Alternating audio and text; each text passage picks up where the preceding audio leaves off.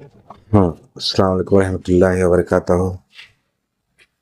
نحمدہ نصلی رسول الکریم. اعوذ باللہ من الشیطان الرجیم. بسم اللہ الرحمن الرحیم. اما بعد. ان اللہ و ملائکتہ یصلون علی النبی یا ایھا الذین آمنوا صلوا علیہ وسلموا تسلیما. اللہم صل اغثنی یا رسول اللہ صلی اللہ علیہ وسلم. ہر اتوار کی طرح ہم یہ اتوار کو بھی انشاءاللہ تعالیٰ پیران پیر غوث احمد سید کے جو خطبات کا سلسلہ چل رہا ہے مسلسل ہر اتوار کو، تو یہ آج مجلس نمبر 30 پیران پیر غوث احمد سید جس وقت بیان کیے تھے، مجلس نمبر 30 ہے جس وقت بیان کیے تھے حضور غوث پاک سرکار بغداد میں. وہ وقت تھا صبح کا اور بروز یکشنبہ 16 جمادی الثانیہ 545 ہجری تھی، اور خانقاہ غوث پاک. آج ہم جو بیان کر رہے ہیں 29 دسمبر اور 2024 26 جمادی الاخر 1446 ہجری بروز اتوار ہم خانقاہ معشوقیہ سے یہ بیان کر رہے ہیں. مجلس نمبر 30 شروع ہو رہی ہے انشاءاللہ. مبارک ہو اس کو جس نے حق تعالیٰ کی نعمتوں کا اس کے لیے اقرار کیا اور ساری نعمتیں اسی کی طرف منسوب کیں، اور اپنے نفس اور اسباب اور طاقت و زور کو خالی کر لیا کہ ان میں سے کسی کو بھی نعمت کا دینے والا نہ سمجھا.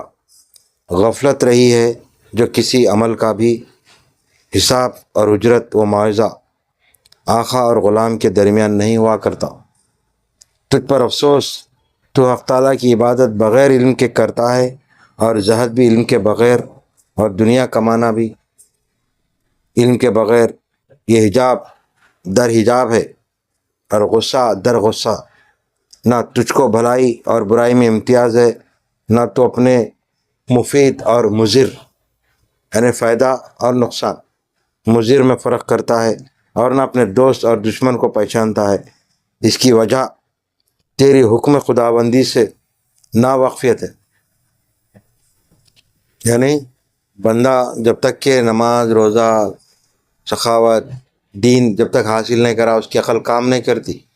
تو یہ تمام چیزیں کیا بتا رہے ہیں، اس میں تمیز نہیں رہتی، اچھے کی برے کی، بھلا کی برے کی، برائی کی اچھائی اور برائی کی، نیکی اور بدی، اس کی پرکھ نہیں رہتی. یہ فرما رہے ہیں نقصان اور فائدہ کس میں ہے وہ بھی نہیں پہچان سکتا. تو تیری حکم خداوندی سے ناواقفیت اور مشائخ کی خدمت کو چھوڑ بیٹھنا ہے. یعنی اللہ والوں کے پیروں کی جو خدمت ہے وہ کرنا چھوڑ بیٹھا تو گمراہ ہو جاتا.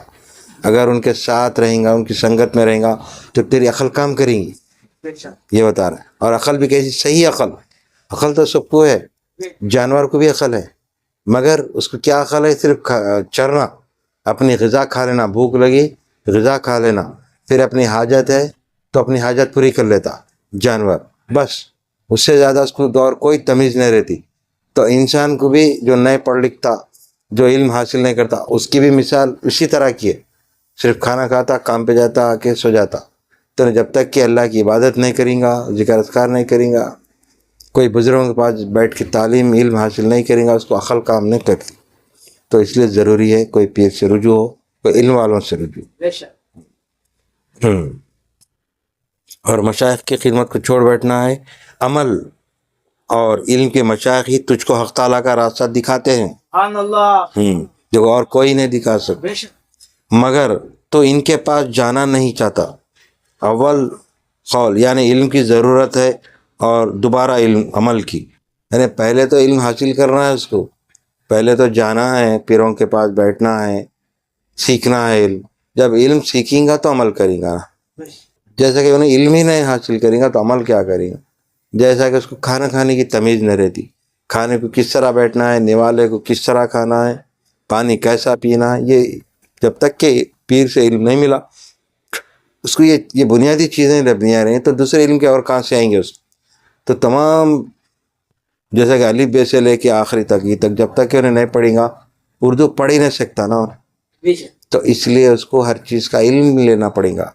جیسے وضو جاؤ وضو کر کے آؤ بولے ان پڑھ جاہل کو, تو انہیں وضو بولتے کیا ہے پوچھتا, تو اس کو سکھانا پڑے گا وضو کا طریقہ یہ ہے, 3 وقت ہاتھ دھونا, 3 وقت, تو اس کو سکھانا پڑے گا. تو جب اس کو معلوم ہوتا ہے کہ وضو یہ ہے, تو اسی طرح علوم بہت سے ہے, تو ہر چیز کا ایک علم ہوتا. تو علم حاصل کرنے کے بعد جب عمل کرنے لگ جائیں گا تو انہیں ایک مومنوں میں مسلمانوں میں اس کی شناخت ہوئیں گی, تو انہیں اس کو اللہ بھی پسند کرنے لگ جائیں گا جب انہیں عمل کرنے لگ جائیں گا. یعنی علم کی ضرورت ہے دوبارہ عمل کی, اس سے تو حق تعالیٰ تک پہنچے گا. یعنی جب تک ہاں یہ پہلے بولے نا, جب تک یہ علم حاصل نہیں کرے گا تو انہیں حق تعالیٰ تک نہیں پہنچ سکتا. علم حاصل کرنا ہے پھر عمل کرنا ہے. جس کو بھی وصول حاصل ہوا ہے علم کے ذریعے سے اور اپنے قلب اور جسم سے دنیا میں بے رغبتی اور اعراض اختیار کرنے سے حاصل ہوا ہے, جو شخص با تکلف زاہد بنتا ہے اور دنیا صرف اپنے ہاتھ سے دور کرتا ہے, اور جو واقعی زاہد ہوتا ہے وہ دنیا کو اپنے قلب سے باہر نکالتا ہے. یعنی زاہد کب بنتا ہے؟ انہیں عبادتیں کرتے کرتے کرتے زاہد ہوتا, یعنی عبادت کرنے والا. تو جب وہ عبادت کرنے والا اللہ کے مخالف بندہ میں ہوتا تو انہیں دنیا کو اپنے دل میں نہیں رکھتا, جتنی ضرورت ہے اتنا ہی اپنے دلوں سے وہ دنیا میں بے رغبت بن گئے. پس زاہد ان کی طبیعت ہو گیا اور ان کے ظاہر و باطن میں گھل مل گیا. ان کی طبیعتوں کی حرارت بجھ گئی, ان کی خواہشات شکستہ ہو گئیں, ان کے نفوس مطمئنہ بن گئے, اور ان کا شر مرفع بن گیا. یعنی شر بھی مٹھی میں آ گیا اور نفس بھی مطمئن ہو گیا. کس کا؟ جو اللہ کی عبادت کرتے کرتے ذکر کرتے کرتے پیر کے پاس رجوع ہوتے ہوتے ان کا جو نفس ہے, جب تک کہ انہیں پیر کرنے نہیں گیا اس کا نفس غلبہ پایا ہوا رہتا. فلاں چیز ہونا تو ہونا بولتے تھے, جا کے دور سے لے کے آتے. فلاں چیز ہونا تو ہونا, وہ لا کے لے کے آتے. اگر کسی کے پیسے نہیں تو چوری کرتا, اپنے نفس کی خواہش پوری کرنے غلط کام کرتا. تو اس سے بچنے کے لیے کسی پیر سے رجوع ہونا, پیر کی تعلیمات لیتے لیتے لیتے اس کا نفس مطمئن ہوتا.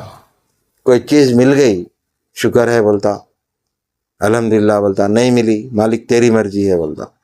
تو یہ مقام پہ پہنچنے کافی وقت لگتا اس. پھر اور پیراگراف بدل کے, صاحبزادہ یہ زہد کوئی صناعی نہیں ہے جس کو تو خود بنا سکے, اور نہ کوئی ایسا معمولی کام ہے. یعنی زہد یعنی عبادت کرنا ایسا کوئی معمولی کام ہے جس کو تو ہاتھ میں لے اور کر کے ڈال دے, بلکہ وہ چند قدم ہیں جن کو طے کرنے کے لیے مدت دراز اور مشائخ کی خدمت کی ضرورت ہے. ابھی میں بولا نا, جب تک کہ انہیں پیر کے جا کے بیٹھ کے تعلیمات نہیں لیا انہیں زاہد نہیں بن سکتا. عبادت گزار, جب عبادت گزار بن جائیں اس کا دل آہستہ آہستہ مطمئن پہ آ جائیں گا, تو اس کو عقل سمجھ صحیح آنے لگ جائیں گی. سب سے پہلے دنیا کے چہرے پر نظر ڈالنا ہے کہ اس کو اس کی اصلی صورت پر دیکھے, جو گزشتہ انبیاء و رسول اور ان اولیاء و ابدال کے نزدیک اس کی اصلی صورت ہے, جس سے کوئی زمانہ خالی نہیں رہا.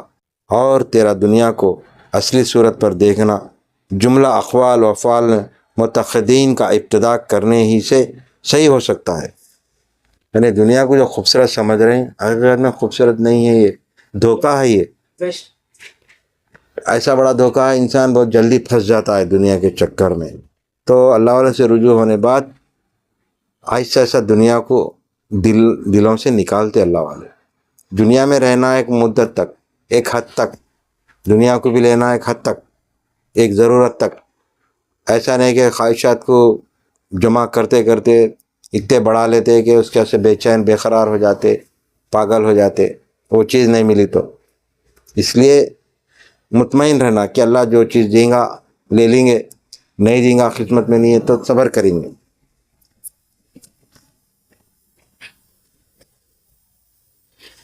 اور تیرا دنیا کو اصلی صورت پر دیکھنا جملہ اقوال و افعال میں متحدین کا اتباع کرنے ہی سے صحیح ہو سکتا ہے.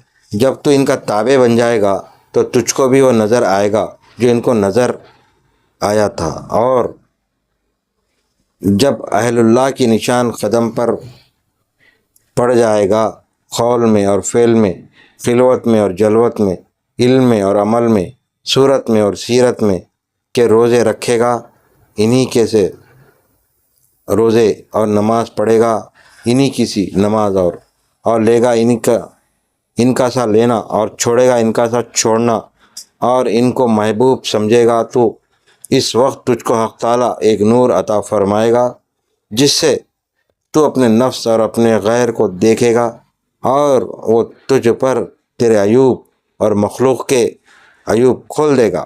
سبحان اللہ، سبحان اللہ. کیا خدا تیرے. اور پس تو بے رغبت بن جائے گا اپنے نفس میں بھی اور ساری مخلوق میں بھی. جو پھر جب تیرے لیے یہ صحیح ہو جائے گا تو قرب کے انوار تیرے قلب کی طرف آئیں گے. یعنی اللہ تعالیٰ جب یہ چیزوں پہ تم گامزن ہو جائیں گے، عمل کرنے لگ جائیں گے، تو اللہ کا قرب جیسا حاصل ہوئے گا. تو جب محسوس ہونے لگیں گے یہ اللہ کا قرب میرے کو حاصل ہو رہا ہے. کب؟ ایک مدت کے بعد، ذکر اذکار کرتے کرتے، عبادتیں کرتے کرتے قرب کے انوار تیرے قلب کی طرف آئیں گے اور تو بن جائے گا مومن، صاحب یقین، صاحب معرفت، صاحب علم. پس تمام چیزوں کو ان کی اصلی صورت اور حالت پر دیکھنے لگے گا. دنیا کو دیکھے گا جیسا کہ اگلے زاہدوں اور اعراض کرنے والوں نے دیکھا تھا. وہ تجھ کو نظر آئے گی ایک بوڑھی پھوس بد شکل میں، کیونکہ وہ ان اہل اللہ کے نزدیک اسی صورت کی ہے، اور دنیا دار بادشاہوں کے نزدیک ایسی ہے جیسی بنی سنوری خوبصورت دلہن. وہ اہل اللہ کے نزدیک فقیر و ذلیل ہے کہ وہ اس سے جبراً خیراً بادل نخواستہ وصول کر لیتے ہیں، اور خود وہ آخرت کی مصابہت میں ہے. یعنی دنیا دار اور اللہ والوں کی بات ہو رہی ہے. صاحبزادہ، جب دنیا کے بارے میں تیرا زہد صحیح ہو جائے گا، اس کی رغبت نہ رہے، تو اپنے اختیار اور مخلوق میں زہد اختیار کر کے نہ ان سے ڈرے اور نہ ان سے آرزو رکھے، اور جو کچھ تجھ کو تیرا نفس حکم دے اس سب میں زہد اختیار کر کے جب تک حق تعالیٰ کا حکم اور بواسطہ خواب یا علم قلب کی حیثیت سے غلبہ پانے والی حالت نہ آ جائے، اس وقت تک تو اس کی کوئی بات بھی نہ مانے. یعنی اللہ تعالیٰ جب اتنے چیزیں کرنے کے بعد ایک الہام کی کیفیت عطا کرتا خواب کے ذریعے، یہ کرنا ہے، یہ نہیں کرنا ہے، یا رکنا ہے.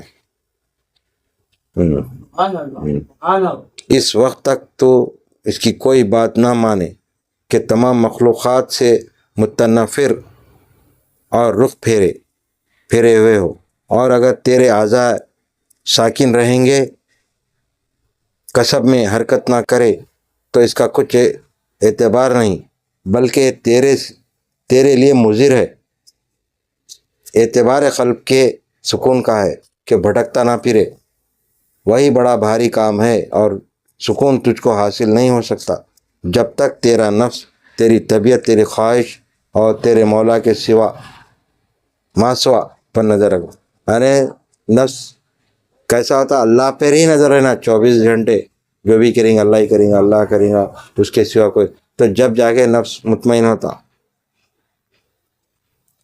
مرنا جائے. ہاں، اس وقت تو اس کے قرب سے زندہ ہوگا. اول نفس کا مرنا ہے، پھر زندہ ہونا، اور اس کے بعد جب وہ چاہے گا تجھ کو اٹھا کھڑا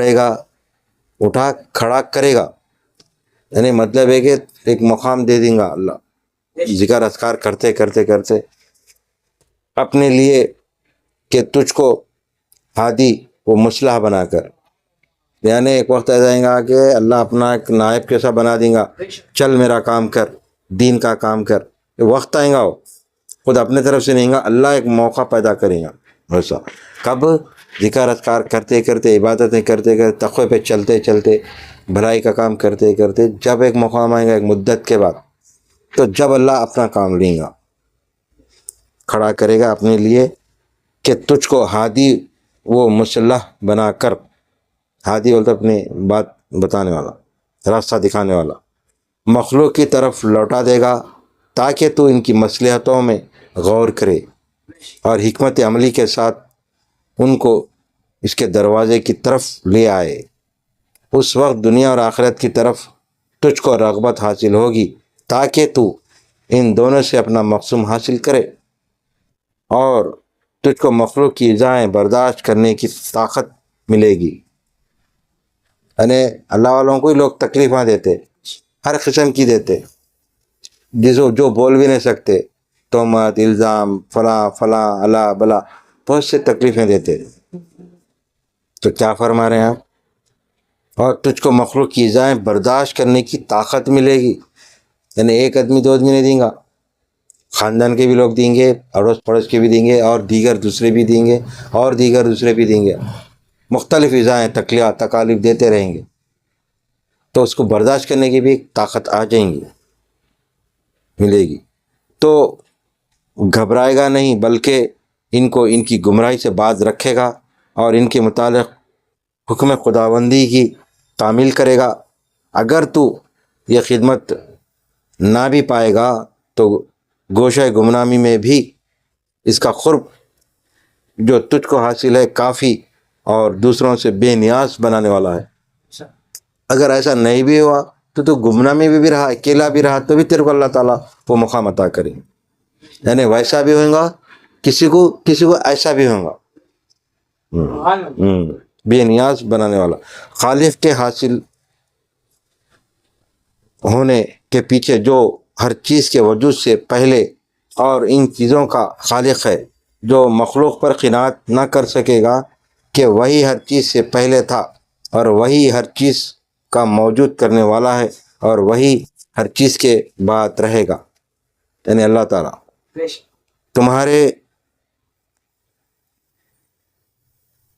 تمہارے گناہ بارش کی طرح مسلسل بکثرت ہیں، لہذا ان کے مقابلے میں تمہاری توبہ بھی ہر لحظہ ہونی چاہیے۔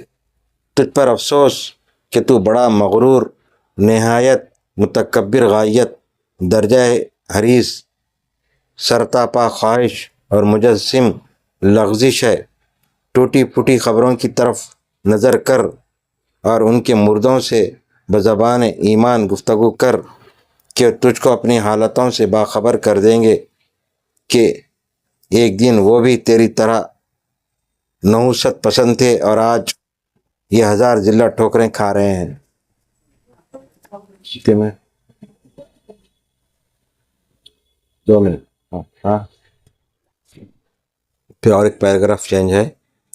صاحبزادہ تو حق تعالیٰ کی ارادت اور اولیاء اللہ کی ارادت کا مدعی ہے، جس کے لیے امتحان کی ضرورت ہے۔ کیا میں تجھ کو چھوڑ دوں، کسوٹی پر کسوں نہیں، اور تجھ کو آر نہ دلاؤں کہ دعویٰ اتنا بڑا اور ثبوت خاک نہیں؟ میں بحکم خداوندی تمہارا محتسب ہوں کہ ان منافقوں کی گردنیں جو اپنے اقوال اور افعال دونوں میں جھوٹے ہیں کاٹ ڈالوں۔ بہتر مشائخ بارہا میرے محتسب رہ چکے ہیں، یہاں تک کہ منصب احتساب میرے لیے صحیح ہو گیا۔ اے باشندان گان زمین، آٹا گوندھو، یعنی عمل کرو جو شکم سیر ہونے کا ذریعہ ہے، یعنی مطلب ہے کہ عمل کرو، عبادتیں کرو، ذکر کرو۔ ایک مثال دے رہے ہیں، جب تک کہ آٹے کو گوندیں گے نہیں روٹی نہیں پڑتی، پیٹ میں بھوک لگ رہی تو آٹے کو گوندنا، تو ایک مثال دے رہے ہیں، جیسا وہ محنت کر رہے ہیں پیٹ کے لیے، اسی طرح یہ بھی محنت کرو۔ تمہارے اعمال میں نمک نہیں، اس لیے اس میں چاشنی نہیں، آؤ اس کے لیے نمک لو، اے نمک کے خریدار آگے آ کہ اس کا نمک میرے پاس ہے۔ سبحان اللہ، دیکھو سبحان اللہ، کیا فرما رہے ہیں، کیا مثال دے رہے ہیں۔ بے شک حق، یعنی علم لیو، آؤ میرے پاس، علم لیو تو تم بنیں گے، سجیں گے، سنوریں گے، تم ایک مومن کہلائیں گے۔ جب بعد میں اللہ کا بھی قرب حاصل، جب تک کہ تم میرے پاس نہیں آئیں گے تو یہ حاصل نہیں ہو سکتا۔ ٹھیک ہے، اے منافقو، تمہارا گندھا ہوا آٹا بغیر نمک کے بلا خمیر ہے۔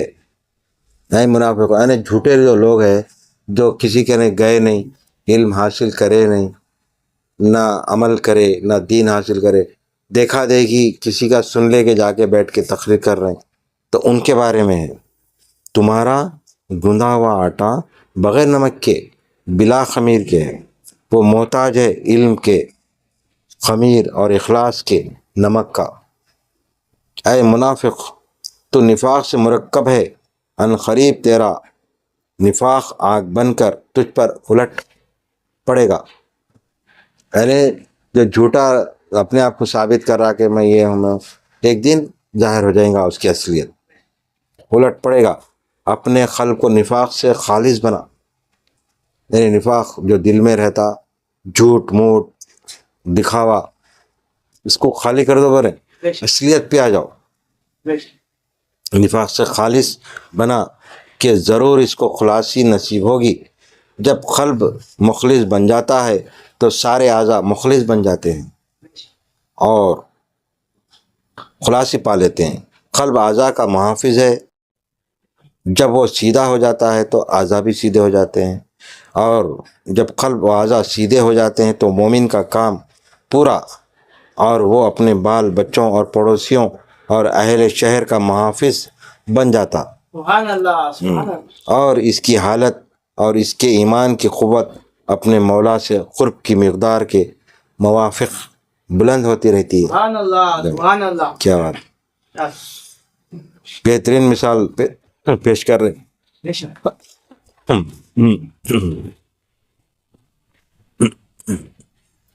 صاحبو، حق تعالیٰ کے ساتھ معاشرت کو عمدہ بناؤ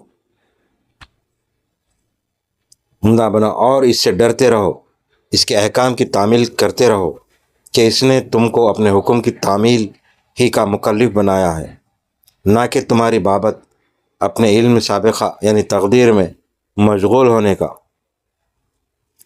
تو اس حکم کے موافق عمل کر اور اس کا حق ادا کر، کیونکہ جب تو اس پر عمل کرے گا تو عمل تیرا ہاتھ پکڑ کر اس ذات پر داخل کرے گا جس کے لیے تو نے عمل کیا تھا۔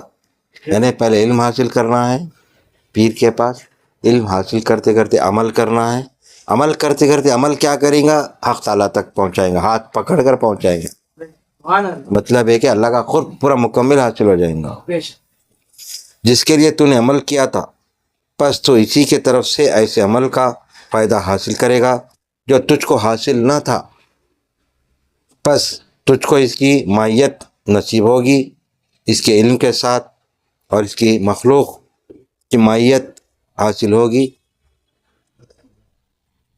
اور اس کے حکم کے ساتھ تو نے اول یعنی حکم ظاہر پر تو عمل کیا نہیں، اور دوسرے یعنی قرب و علم باطن کا طالب ہے، سو یہ لا حاصل ہے۔ یعنی جب تک کہ تو یہ حاصل نہیں کریں گا، پیچھے وہ کروں گا یہ کروں گا بلکہ جو کریں گا وہ تمام لا حاصل ہے، یعنی بیکار ہے وہ۔ بے شک، تو اسٹیپ بائی اسٹیپ، جیسا کہ بچہ کے جی سے لے کے فرسٹ سیکنڈ تھرڈ سے لے کے ڈگری حاصل کرتا، اسی طرح پیر سے شروع سے علم لیتے لیتے لیتے کس طریقے سے اللہ کا قرب حاصل کرنا ہے پیر سے حاصل ہوتا ہے، پر تو عمل کیا نہیں، اور دوسرے یعنی قرب وہ علم باطن کا طالب ہے، سو یہ لا حاصل ہے۔ جب اول میں تیرے پاؤں جم جائیں کہ شریعت پر عمل کرنے میں تکلف باقی نہ رہے، تو اس وقت دوسرے یعنی علم ذات و صفات و نسبت یا دشوات کو طلب کر۔ شاگرد سے تو تیری ملاقات ہوئی نہیں، پھر استاد سے کیوں کر ملاقات ہو سکتی ہے؟ یعنی علم میں دیکھو ایک شاگرد سے ہی تو نہیں مل سکا برابر، شاگرد سے ہی ہم کلام نہیں ہو سکا، تو استاد سے کام ملنے جا رہا جی ہو سکتا اپنے پچھلے پاؤں لوٹ اور سمجھدار بن علم سیکھ.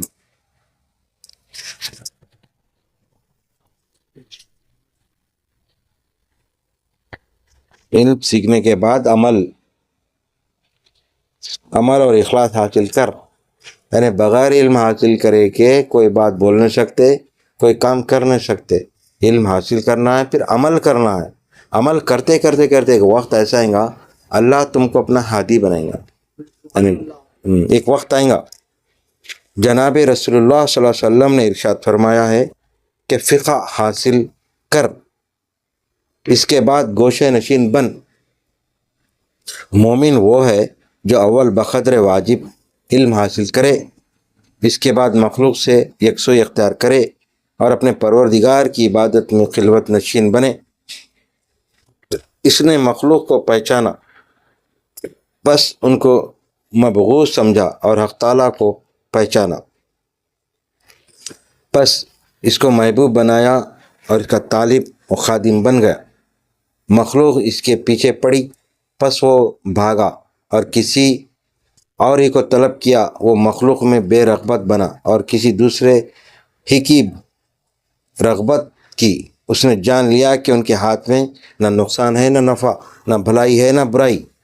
اگر اس میں سے کوئی چیز ان کے ہاتھوں پر جاری بھی ہو جاتی ہے کہ کوئی شخص نفع یا نقصان پہنچاتا نظر آتا ہے تو در حقیقت خدائی کی طرف سے ہے.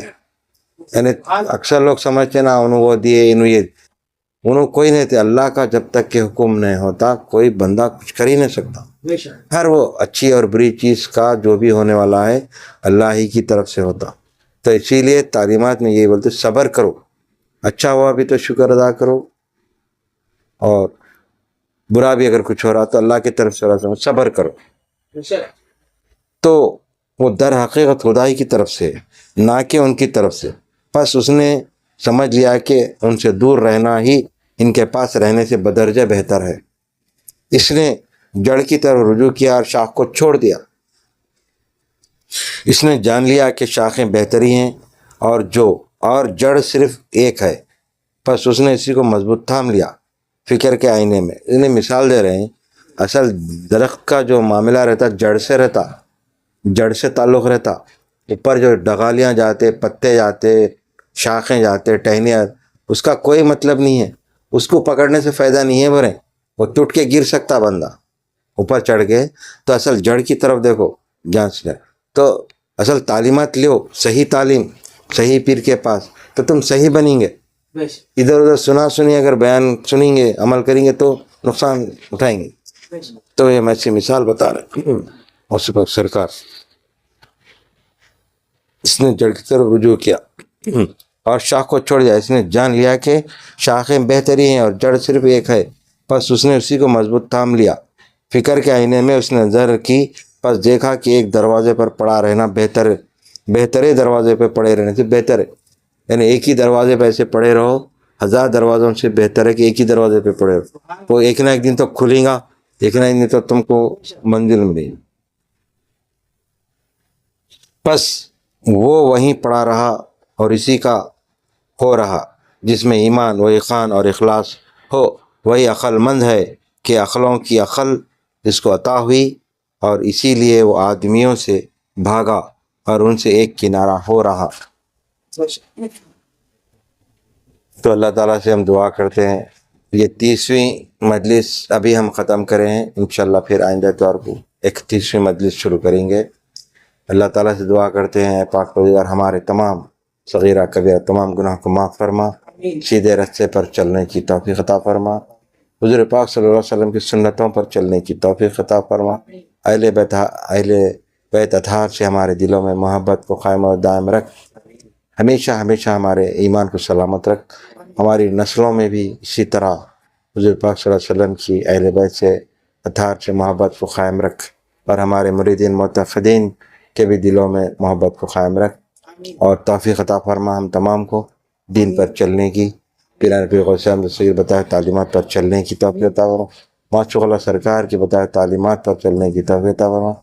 جتنے حاضرین جمع ہیں مریدین معتقدین دوست احباب تو دور دور سے دعاؤں کے لیے بولے جو یہاں پر حاضر ہیں جو غیر حاضر ان کے بھی حاجتوں کو پورا کر، جو بے روزگار ہیں روزگار سے لگا، جو بچیوں کی شادیوں کے لیے ان کی شادیوں کے انتظامات کر دے، جو پریشان حال ہیں ان کی پریشانیوں کو دور فرما، ہمارے دوست احباب رشتہ دار اپنے جو دعاؤں کے لیے بولے ان کے بھی تو حاجتوں کو پورا کر، ہمارے صغیرہ کبیرہ تمام گناہ کو معاف فرما، بفضل سبحانک رب العزت عما یصفون والسلام علیکم والحمد للہ رب العالمین بأخلاق. محمد رسول